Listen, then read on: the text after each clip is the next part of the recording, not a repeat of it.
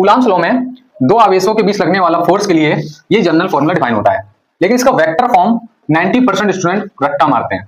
आइए आज के बाद रट्टा इसको खत्म करते हैं।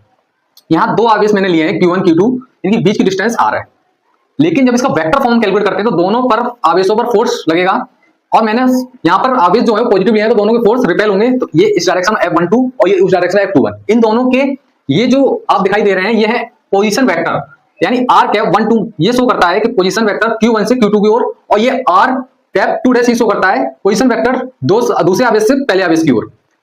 अब इसका जब वेक्टर फॉर्म लिखने जाते हैं तो F वेक्टर इक्वल, मान लो इस पॉइंट वेक्टर फॉर्म में कैलकुलेट करना है F12 पर, तो इसका मतलब है कि दूसरे आवेश से पहले पर लगने वाला फोर्स कैलकुलेट करेंगे।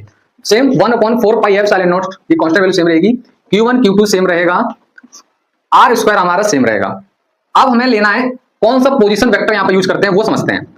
जब हम दूसरे से पहले पर फोर्स कैलकुलेट करते हैं देन हम यूज करते हैं पोजीशन वेक्टर की दूसरा जो आवेश है वो कहां पर है, तो F12 जगह हम 2 1 कैप का यूज करते हैं।